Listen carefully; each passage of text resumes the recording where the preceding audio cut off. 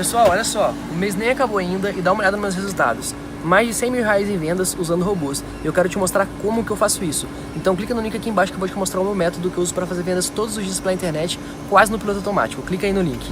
Eu não tô aqui para te mostrar só os meus resultados. Eu quero te mostrar os resultados de um aluno meu que usou o meu método e também tá tendo muito resultado trabalhando pela internet. Dá uma olhada aqui, ó.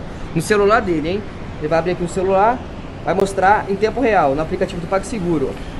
Atualmente eu tenho mais de 18 mil para sacar e ainda tenho 3 mil para receber.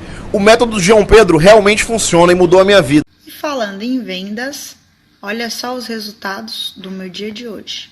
E olha que o dia ainda está começando.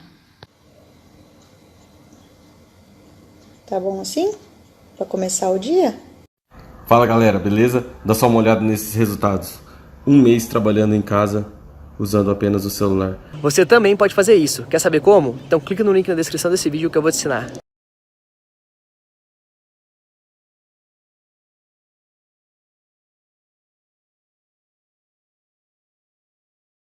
Decidiu no Maracanã, Flamengo venceu o Corinthians e domingo que vem faz a final antecipada contra o Inter.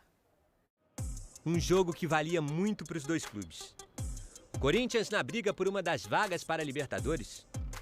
O Flamengo em busca da liderança do Brasileirão, distante 1 ponto do primeiro colocado, o Internacional, que no mesmo horário enfrentava o Vasco ali pertinho, em São Januário, 4 quilômetros distante do Maracanã. Numa rápida viagem, a bola saiu de Arrascaeta e foi até Arão, que se antecipou à marcação e de cabeça abriu o placar. O William Arão abre o placar no Maracanã. 1-0. Essa comemoração toda, porque aquele gol levava o Fla à liderança da competição. Mas alguns minutos depois, o árbitro da partida lá em São Januário confirmou o gol do Rodrigo Dourado, que devolveu o Inter ao primeiro lugar. O Corinthians continuava sendo sufocado. A cabeçada do Bruno Henrique explodiu na trave. No travessão do Bruno Henrique! Mas na primeira vez em que o time paulista chegou efetivamente ao ataque, teve sucesso. Vinda a bola pro Léo Natel, olha a chance do Corinthians, bateu! Gol! Uma penteadinha na bola, pra de pé direito com enorme categoria deslocar o Hugo Souza. Perdi o cara, o Léo, se não estiver enganado, né? Perdi um pouco ele de vista, sobre o bate-rebate, a bola limpa para os jogadores dele, achou o passe. Naquele momento, o Flamengo entrava numa situação delicada, porque estava retrocedendo na disputa pelo título, ficando 3 pontos atrás do Inter. Só que depois desse chute perigoso do Mosquito, defendido pelo Hugo, o alto da tabelinha do Brasileirão mudou mais uma vez, com pausa dramática.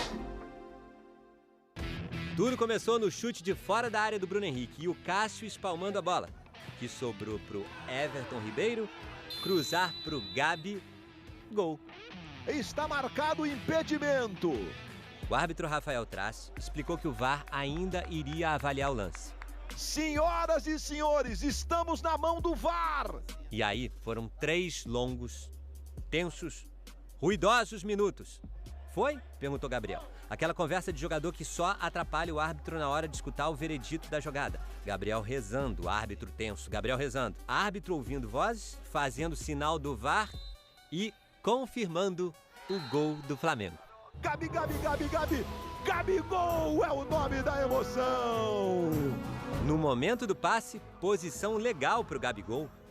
Comemoração com a cabeça do Rogério quase sendo arrancada pelo Gabriel, que vibrou intensamente. Era jogo especial pro atacante, o 100º com a camisa rubro-negra, colando novamente o Mengão no líder Inter, separados por um único pontinho de diferença. O Gabigol ainda conseguiu finalizar perigosamente antes de sair de campo machucado. O atacante torceu levemente o joelho. E torcer, no outro sentido da palavra, foi o que os jogadores do Fla fizeram quando veio a notícia de que o Vasco tinha um pênalti a favor em São Januário. Os reservas deram um tempinho no aquecimento e foram até o monitor mais próximo para ver o Germancano chutar para fora. E mesmo que o Pedro conseguisse fazer esse gol, não alteraria mais a ordem da tabela. O Colorado terminou na liderança. No próximo domingo, Flamengo e Internacional vão se encontrar neste mesmo estádio numa partida que pode definir o campeão brasileiro. E o Mengão vai ter que trabalhar para o título ser conquistado longe do Maracanã. Porque na rodada que vem, só o Inter tem chances de ser campeão no Maraca. Um empate ou vitória do Flamengo adiam a decisão para a última rodada do Brasileirão. Haja coração. Passo a passo, né? Nós temos que canalizar toda a nossa energia agora, né, para o Inter, toda a concentração, e eu tenho certeza que vai dar tudo certo. VAR com linhas calibradíssimas no Maracanã. Claro, agora você vai elogiar a tecnologia, Não, né? veja Você vai elogiar só. a tecnologia. Veja só como o campeonato é influenciado por você não ter a utilização em um jogo e ter em outro. Se não estivesse calibrado o VAR no Maracanã, você tinha imagem para mudar a decisão do Bandeira de ter dado impedimento do Gabriel? O gol seria anulado. Anulado. O gol seria anulado. Valeria, E aí valeria você decisão de campo. Você tem um jogo em que você não pode anular um gol, porque você não tem as linhas para traçar, embora ele pareça na imagem impedido. E depois você tem um gol que, parecendo impedido, parecendo acerto do Bandeira, ele está errado e é corrigido pelo VAR. Então você tem um desequilíbrio nas partidas quando você não pode usar uma ferramenta e não pode usar em outro jogo. É um problema muito sério. O primeiro lance, eu acho que o pé do Fábio Santos deixa o Everton Ribeiro em condição de maneira clara. Mas a linha da bola não é tão clara para você. Não, depois que põe isso aí, eu tenho que confiar de que tá certo. Agora, eu tenho confiança? A gente tem confiança para... Essa é a questão. Não tem a questão mais. é que não existe mais a credibilidade, não existe mais a confiança, porque virou o campeonato do tira-teima. Essa é que é a questão. Virou o campeonato do tira-teima. A primeira impressão, a olho nu, é que o Gabriel está um pouco adiantado e está impedido. Mas não tem como ter convicção. O Bandeirinha teve, porque levantou a bandeira, na verdade, para que o lance fosse checado, e qualquer lance de gol seria checado normalmente pelo protocolo. Mas como é que você vai confiar agora de que o VAR no Maracanã estava calibrado, enquanto o VAR em São Januário estava descalibrado? E quantos estiveram descalibrados durante o campeonato? Essa é a questão. E ainda tem mais uma que eu acho que o VAR estraga a alegria do futebol. O lance vai ser checado, não vai ser checado? Por que esse cara tem que levantar a bandeira, então, se o lance vai ser checado? Deixa os caras comemorarem o gol. Tá querendo tirar o emprego do Bandeirinha? Leva a bola pro meio campo. Enquanto faz isso, deixa as pessoas gritarem em casa. Enquanto faz isso, verifica. E aí confirma o gol. Você não estraga a alegria do futebol. Fica os narradores gritando, gol! E não é gol! Mas é gol de novo! Assim, é um negócio muito mal usado. Estraga o jogo, estraga o jogo e não resolve. Deixa eu só entender. Tô achando vocês muito complicados, Serito. Todo mundo tá questionando o VAR ter dado problema no jogo do Vasco. Você prefere daquele jeito, prefere o futebol raiz com decisão do árbitro de campo, tá questionando o que aconteceu no jogo do Flamengo ali com a linhazinha apontada. Mas na medida em que existe o árbitro de vídeo, ele tem que funcionar, né? Essa é a questão. O árbitro de vídeo surgiu, na essência, para ter mínima interferência, máxima eficiência e para corrigir os erros claros de arbitragem. E isso não acontece. Ele tem máxima interferência, mínima eficiência e não corrige os erros claros de arbitragem. Então, para que existe? E para que serve o bandeirinha? Você tem toda a razão. Tira o bandeirinha, então. Já apita sem bandeirinha, não precisa ter bandeirinha mais. Para que serve? E falando do jogo, assim, falando do jogo de uma forma geral, assim, o Flamengo dominou a partida, finalizou mais, teve mais posse de bola, mas o Corinthians não deixou a desejar. O Corinthians, inclusive, no primeiro tempo, foi mais efetivo. O Flamengo começou tentando e o Corinthians foi lá na primeira oportunidade que teve, marcou e teve, assim, a gente vinha questionando aqui um pouco a defesa do Corinthians, que estava consistente ontem, embora tenha tomado 2 gols. Eu acho que o Flamengo teve sempre no controle do jogo, sempre no controle, principalmente no segundo tempo, depois do segundo gol. Acho que o Flamengo não deu praticamente chances para o Corinthians. O Corinthians tinha um meio-campo, digamos, que poderia acabar dando muito espaço sem acrescentar criação ao jogo. Não deu muito espaço e acrescentou criação ao jogo. O Arauz fez mais uma vez uma boa partida. É um jogador que já há 2 anos não dá certo no Corinthians, mas nos últimos jogos tem tido uma participação bastante razoável. Acho que o Corinthians foi além do que eu esperava para o Corinthians, mas em nenhum momento o jogo esteve fora do controle do Flamengo. Se mostrou forte na briga por uma vaga na Libertadores, Cereto, na sua opinião? O problema, o jogo do Corinthians era contra o Atlético Paranaense. O Corinthians tinha que ter vencido o Atlético Paranaense, era o confronto direto, o Corinthians empatou 3-3 no meio de semana com o Atlético Paranaense. Agora ficou difícil porque o jogo do Corinthians será contra o Santos, quarta-feira, é a final de Copa do Mundo pro Corinthians. O Corinthians tem que ganhar do Santos. Clássico por aí essa semana, hein? Pois é. E quanto ao jogo no Maracanã, acho que o Corinthians fez o que foi possível de fato.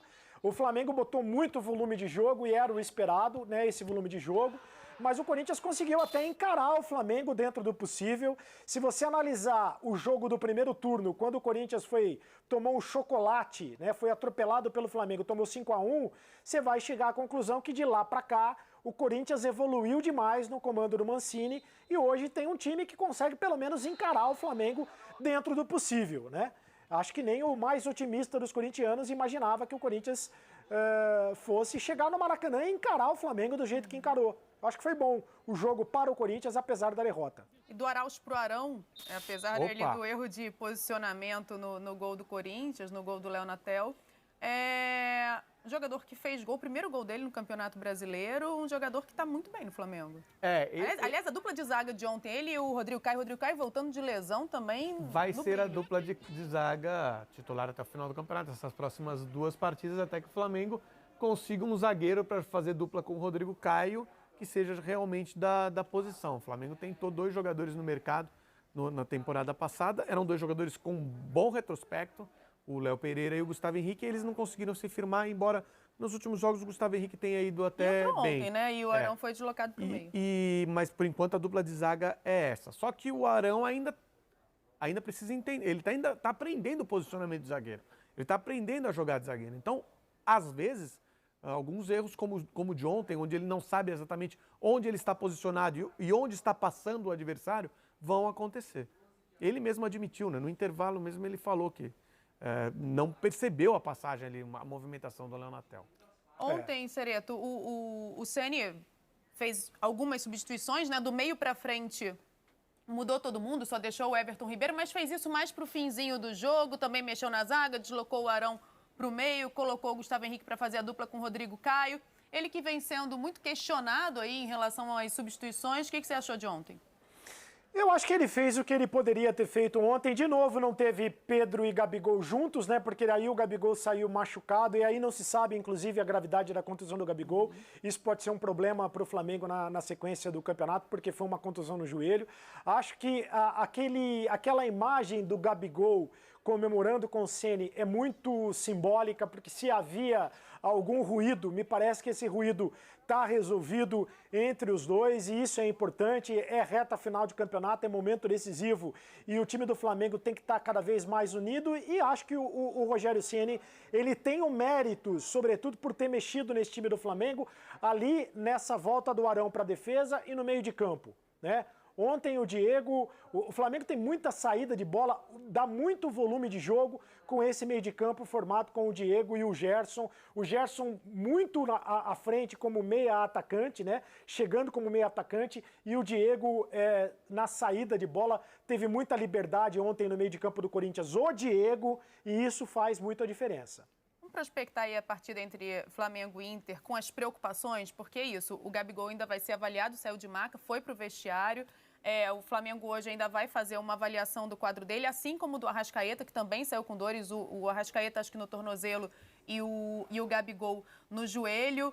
O Bruno Henrique, segundo o Flamengo, não preocupa, mas também deixou o campo com dores, ou seja, o Flamengo tem questões a resolver no ataque. Por outro lado, o Inter tem uma questão importante na defesa, que é a suspensão do Vitor Cuesta, já não tendo o Rodrigo Moledo. É difícil formar a zaga do Inter para essa partida. O Lucas Ribeiro é um jogador jovem, entrou ali, se portou bem, né, mas precisava muito da experiência do Cuesta.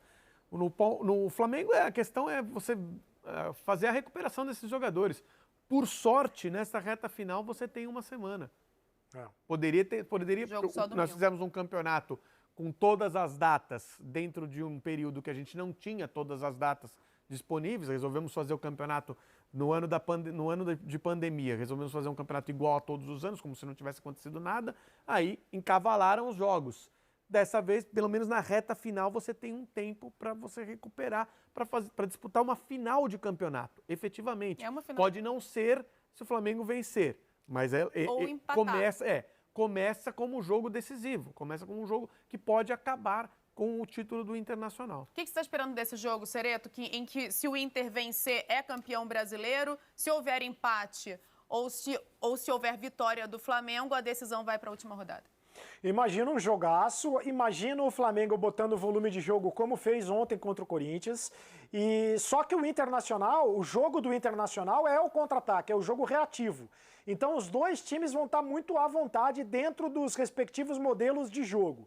Agora, o Cuesta faz muita falta. Faz muita falta. O Internacional já tinha perdido o Rodrigo Moledo, né? Já estava fora. E agora sem o Cuesta... Rodrigo Moledo e Cuesta fazem uma das principais zagas do futebol brasileiro e da América do Sul. Para você marcar Gabigol, Bruno Henrique, Arrascaeta e companhia limitada, Pedro, se entrar no time, é muito complicado. Que, apenas com ele e uma conexão com a internet, eu faço vendas todos os dias quase que no piloto automático. Inclusive, dá uma olhadinha nos meus resultados do ano passado. Eu filtrei do dia 1º de janeiro de 2020 até o dia 31 de dezembro de 2020. E como você pode ver aqui, eu fiz mais de 1,5 milhão em vendas, mais de 1,5 milhão em comissões, trabalhando 100% online. Você quer aprender como que eu faço isso? Então clica no link aqui embaixo desse vídeo e vem comigo.